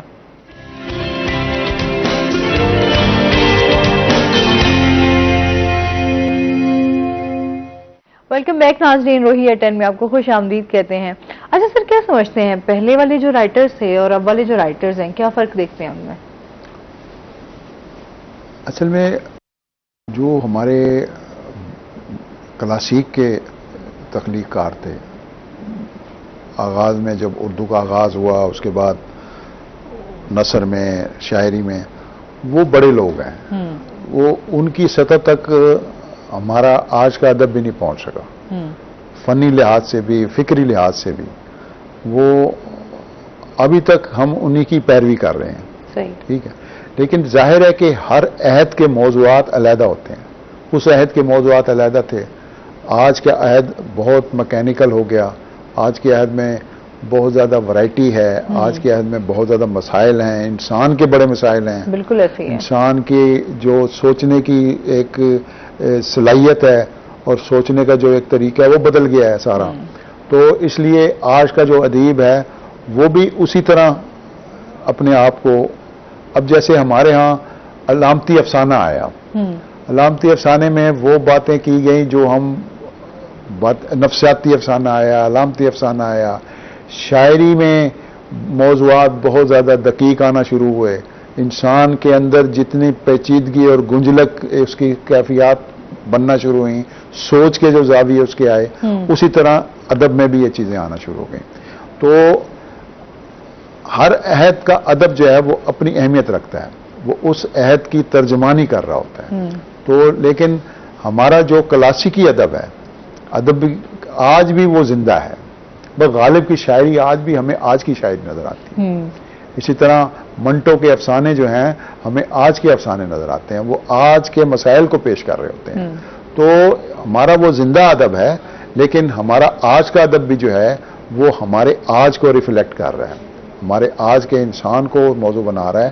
ہمارے آج کے جو مسائل ہیں، جو سوشل مسائل ہیں یا نفسیاتی، سماجی، جتنے بھی، وہ ساری چیزیں ہمارے ادب میں آ رہی ہیں. لیکن معیار کے لحاظ سے اگر آپ کہیں تو معیار کے لحاظ سے ہمارا ادب یہ کہنا پڑے گا کہ اس سطح کا ادب نہیں تخلیق ہو رہا جس سطح کا ادب ہمارا ماضی میں تخلیق ہوتا ہے. ٹھیک ہے، اس میں شاید ایک جلد بازی آ گئی ہے، ایک جو وہ ایک انہماک چاہیے، ایک جو ارکریزی چاہیے، ایک تخلیق کا جو ایک سفر چاہیے، مطالعہ چاہیے، وہ شاید اس میں یہ چیزیں کمی آ گئی ہیں، جس کی وجہ سے جو ہے وہ ہمارے ادب کی، آج کے ادب کی، اگر ہم اس حوالے سے سوچیں کہ آج کا ادب کیا اگلے صدی میں زندہ رہے گا، تو یہ ایک بہت بڑا سوالیہ نشان ہے. جبکہ پچھلی 2 صدیوں 3 صدیوں کا ادب جو ہے وہ آج زندہ ہے، آج کا ادب لگ رہا ہے. لیکن کیا آج کا ادب اگلی صدیوں میں زندہ رہے گا، یہ ایک بہت بڑا سوال ہے جو آج کے ادیب کو اپنے سامنے رکھنا چاہیے. صحیح. اچھا، جس طرح ہمیں آپ کے ظاہر سی بات ہے آپ نے جو ایک ٹائم گزارا اس میں آپ کی اپنے ایک جذبات، احساسات کچھ ڈفرینٹ، آج کے ہم دیکھتے ہیں نوجوانوں کے جو ہیں وہ ڈفرینٹ ہیں، اس کے بارے میں آپ کیا کہنا چاہیں گے؟ دنیا بدل گئی ہے. دیکھیں نا، دنیا بدل گئی ہے. وہ چٹھی میرے ڈھول نو پچائی وے کبوترا، ٹھیک ہے، اس کیفیت سے نکل کے اور اونٹوں کے ذریعے پیغام پہنچائے جاتے تھے، خطوط بھیجے جاتے تھے. آج کیا ہے کہ آپ ایک کلک کرتے ہیں تو دوسری طرف آپ کا پیغام پہنچ جاتا ہے، آپ کی آواز پہنچ جاتی ہے.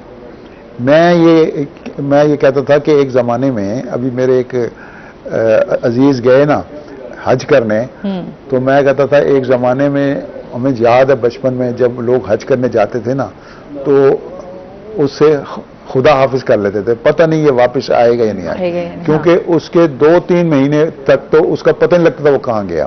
سمندری جہاز کے ذریعے جاتے تھے اور پتہ نہیں لگتا تھا کہ وہ پہنچے ہیں نہیں پہنچے ہیں. اب کیا ہوتا ہے، اب وہ ابھی لینڈ کرتا ہے تو اپنی سیلفی بنا کے بھیج دیتا ہے کہ میں خانہ کعبہ کے سامنے کھڑا ہوں. تو لوگوں کو تسلی ہو جاتی ہے کہ ہمارا عزیز جو ہے نا وہ صحیح جگہ پر سلامت ہو گئی نا. کتنی آسان.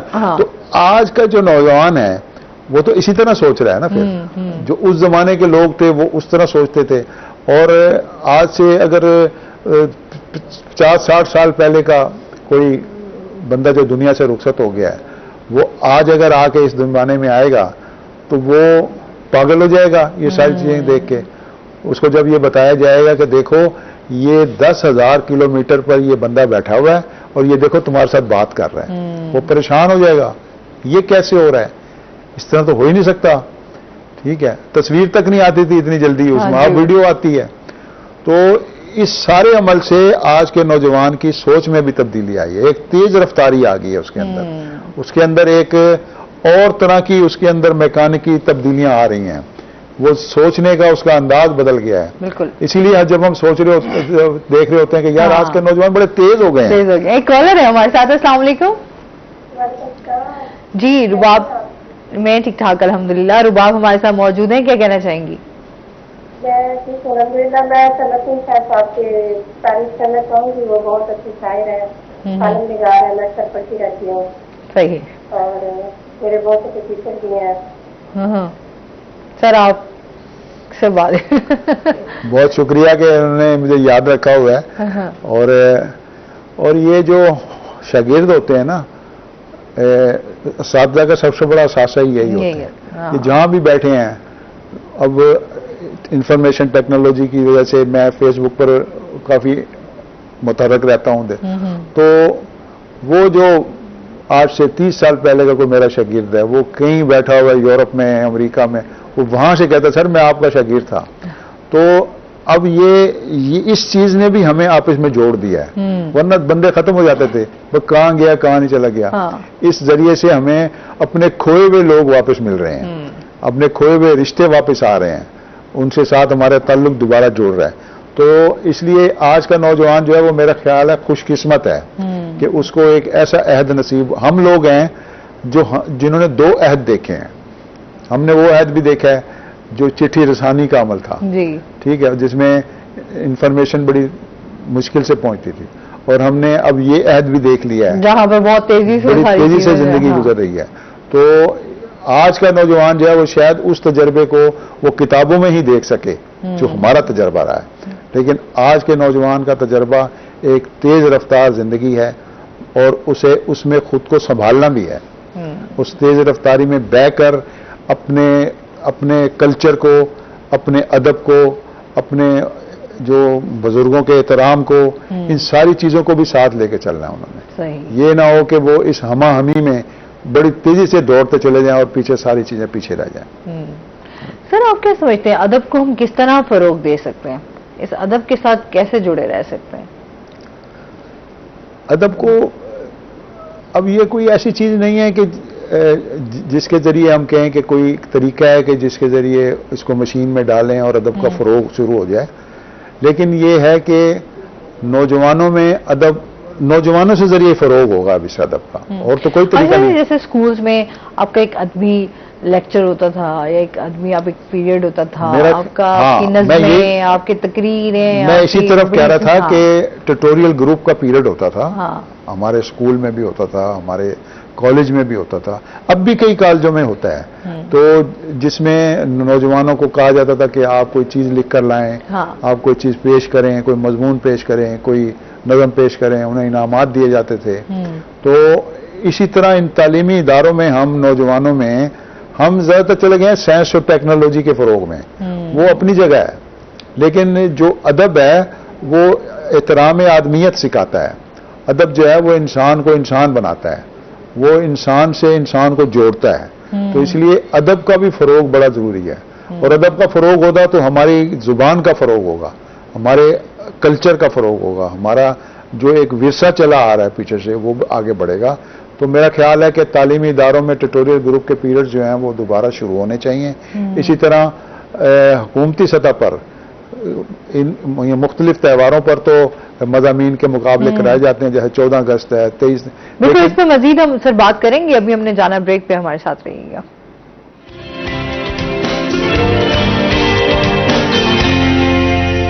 کون سے کلام سنا رہے ہیں؟ یہ مصائب کے حوالے سے بی بی زینب کے موضوع پر.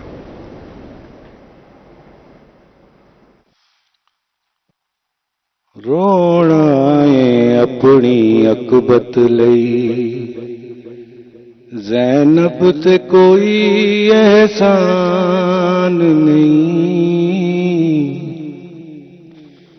رونا اپنی اکبت لئی زینب تے کوئی احسان نہیں,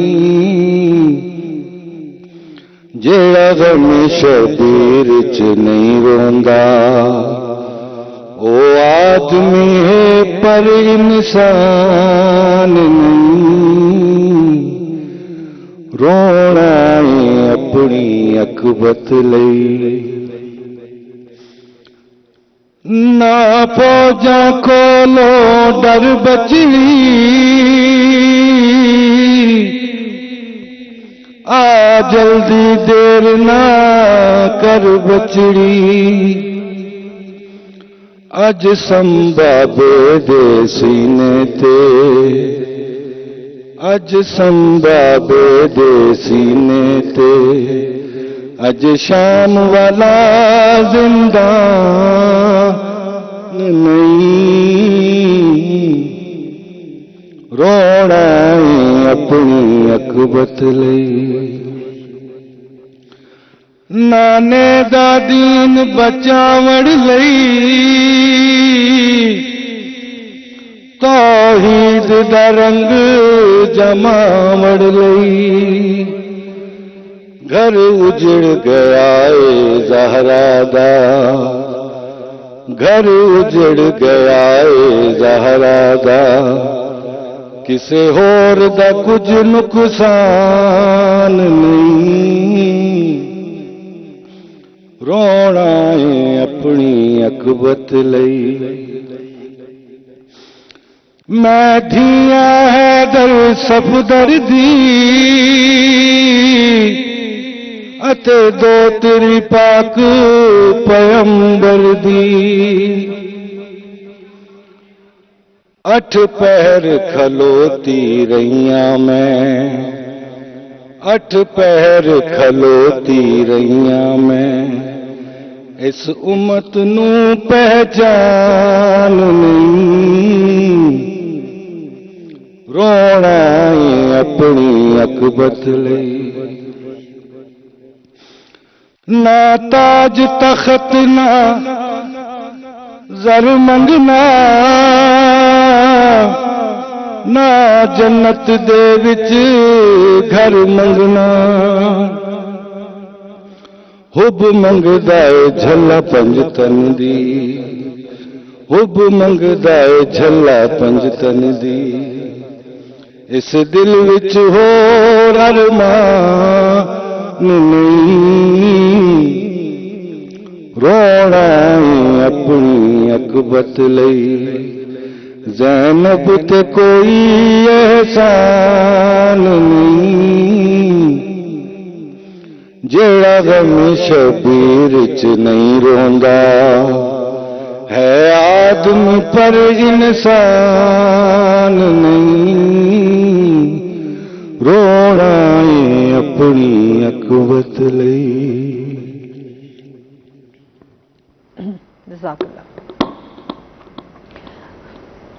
अच्छा सर, जिस तरह अभी आप बात कर रहे थे एक तो यूथ के हवाले से, अदब के हवाले से, साथ साथ हम थोड़ा सा एजुकेशन सिस्टम पे भी आपसे बात करेंगे कि आप क्या समझते हैं ये जो अब एजुकेशन सिस्टम है हमारा, इसमें कितनी बेहतरी लाई जा सकती है और कितनी बेहतरी होनी चाहिए? एजुकेशन सिस्टम हमारा बहुत वसी तो है इस वक्त, मतलब उसमें जो अलूम आ गए हैं नए नए जो शोबे आए हैं, फैकल्टीज, एक वास्ट उसका सिनेरियो तो बन गया है। लेकिन अगर आप उसके स्टैंडर्ड के हवाले से बात कर रही हैं तो हमें ये मानना पड़ेगा कि हमारा जो तहकीक का स्टैंडर्ड है अभी वो उस मेयार का नहीं है जो आलमी मेयार का है। ठीक है, हमें इसमें बेहतरी लाने की ज़रूरत है। इसी तरह नौजवानों को, जैसे मैं पहले अर्ज कर चुका हूं कि उनको काउंसलिंग की ज़रूरत है, भेड़ चाल से उन्हें निकालने की ज़रूरत है। वो अपने मिजाज के, अपने सलाहियत के मुताबिक उन्हें शोबों में आगे बढ़ने की ज़रूरत है। सही। अगर वो ये करेंगे तो वो एक अच्छा स्कॉलर बनेंगे, अच्छा उनके अंदर टैलेंट आएगा, सब कुछ आएगा। तो हमारा इस वक्त जो तालीमी निज़ाम है, बेशुमार आप देखें तालीमी इदारे खुल चुके हैं, हर वैरायटी हमें दस्तयाब है। अब पहले हमारे ज़माने में बहुत कम मतलब शोबे होते थे जिनमें हम अडॉप्ट करते थे अपने आप को जाने के लिए, मगर अब हमारे यहाँ एक पूरी एक दुनिया खुली पड़ी है, क्योंकि दुनिया में जितने अलूम हैं वो हमारे यूनिवर्सिटीज़ में, हमारे कॉलेजेस में आ चुके हैं। लेकिन अब ज़रूरत इस बात की है कि उनका मयार बढ़ाया जाए, उस स्टैंडर्ड तक भी लाया जाए जो आलमी मयार का स्टैंडर्ड है। क्योंकि हमारा तालिब इल्म जो है वो ज़हनी सलाहियतों के लिहाज से कहीं पीछे नहीं है, लेकिन अब मेथड ऑफ टीचिंग जो है हमारा, अगर हम उसको उस तरह तक नहीं बुलंद करते जो आलमी सतह का है, जो आलमी मेयार का है, तो इसके लिए ज़रूरी है कि यूनिवर्सिटीज़ में असातिज़ा के रेफ्रेशर कोर्सेज कराए जाएं, उनको दूसरे ममालिक में भेजा जाए, वहाँ से वो नित नई मतलब चीज़ें सीख कर आएँ और वो आगे तालिब इल्मों को दें। लेकिन कोशिश हो रही है, हमारा HEC जो है हायर एजुकेशन कमीशन, वो इस सिलसिले में काफ़ी काम कर रहा है। इसी तरह यूनिवर्सिटीज़ अपने तौर पर भी कर रही हैं। तो ہمیں یقین ہے کہ آنے والے کچھ سالوں میں ہم تدریس کے لحاظ سے اور اس کے معیار کے لحاظ سے انشاءاللہ دنیا کے مقابل آ جائیں گے. اب بھی ہم بہت پیچھے نہیں ہیں، لیکن اس کے باوجود ہمارا تحقیق کا جو ایک شعبہ ہے وہ اس میں ہم ابھی اس طرح کی مطلب اس کو ہم ایسا نہیں بنا سکے کہ جو ہمارے معاشرے کے مسائل کو حل کرنے کے لیے ایسی تحقیق نہیں کر سکے. ہماری زرعی تحقیق ایسی ہونی چاہیے، ہماری ٹیکنالوجی کی تحقیق ایسی ہونی چاہیے، ہماری تحقیق کہ ہم ایک اس ملک کی جو مسائل ہیں ان سے نکلنے کے لیے ہمیں کون سا راستہ اپنانا چاہیے، اس بارے میں تحقیق ہونی چاہیے. تو ایسی چیزوں کو جب ہم سامنے رکھ کر اپنے طالب علموں کو تیار کریں گے تو یقیناً ایک ایسی نسل تیار ہوگی جو اپنے آج کے مسائل سے واقف ہوگی اور ان سے نکالنے کے لیے کوشش کرے گی. اچھا، تھوڑی سی سیاسی صورتحال سے بھی آپ سے تھوڑا سا بات کروں گی، اس کے بارے میں آپ کیا کہنا چاہیں گے جو اس ٹائم ہماری سیاسی صورتحال ہے؟ سیاسی صورتحال تو اس قدر پولرائزیشن آ چکی ہے ہماری سیاست میں کہ برداشت کا عنصر ہم سے نکل گیا ہے. ہمارے اب دنیا میں آپ دیکھیں کہ جہاں جہاں جمہوریت ہے وہاں اقتدار، حزب اقتدار اور حزب اختلاف ساتھ ساتھ چلتے ہیں. ان کے ہاں ڈائیلاگ ضرور جاری رہتا ہے، مگر ہمارے ہاں سیاست تقسیم ہو کر رہ گئی ہے اور الزامات کی سیاست آ گئی ہے، ایشوز کی سیاست ختم ہو گئی ہے. مگر آپ دیکھیں کہ کوئی کسی کو چور کہہ رہا ہوگا، جواب میں کوئی کسی کو چور کہہ رہا ہوگا. یہ ہم لوگ تو ابھی تک یہی چیزیں دیکھ رہے ہیں. ہمارے ایشوز پر سیاست کریں نا آپ اپنا منشور بیان کریں، آپ اپنا پروگرام لے کر آئیں کہ ہم آپ کو یہ پروگرام دے رہے ہیں اور ملک کو اس طرح مسائل سے نکالیں گے. اس کی بجائے یہ کہتے ہیں وہ لوٹ کے کھا گیا ہے، وہ کہتا ہے وہ بھی اپنے عہد میں لوٹ کے کھا گیا ہے. تو سیاست، اور اس کی وجہ سے کیا ہوا ہے کہ نچلی سطح تک، کارکنوں کی سطح پر تک بھی ایک نفرت آ گئی ہے، ایک پولرائزیشن آ گئی ہے. ٹھیک ہے، بات کرنے کو تیار نہیں ہے، گھروں میں لڑائیاں ہو گئی ہیں، سیاست کو اتنا تقسیم کر دیا گیا ہے. اس لیے ان سیاستدانوں کو، ہمارے سیاستدانوں کو چاہیے کہ وہ اس پولرائزیشن سے، اس تقسیم سے قوم کو نکالیں اور قوم کے مسائل پر توجہ دینے کی کوشش کریں اور ڈائیلاگ کو جو ہے آپس میں فروغ دیں، کیونکہ مسائل کا حل جمہوریت میں ڈائیلاگ اور میز کے اوپر نکلتا ہے، وہ سڑکوں پر نہیں نکلتا. بالکل سر، بہت شکریہ، بہت اچھا لگا آپ ہمارے شو میں آئے اور بہت ساری باتیں آج آپ کے ساتھ ہوئی. بہت شکریہ آپ کا. آپ کا بھی بہت شکریہ طاہر صاحب. اور اس کے ساتھ ہی ناظرین، آج کا پروگرام یہیں پہ ختم ہوا. اپنا بہت سارا خیال رکھیے گا، دعاؤں میں یاد رکھیے گا. انشاءاللہ زندگی نے ساتھ دیا تو صبح آپ سے پھر ملاقات ہوگی. اللہ حافظ.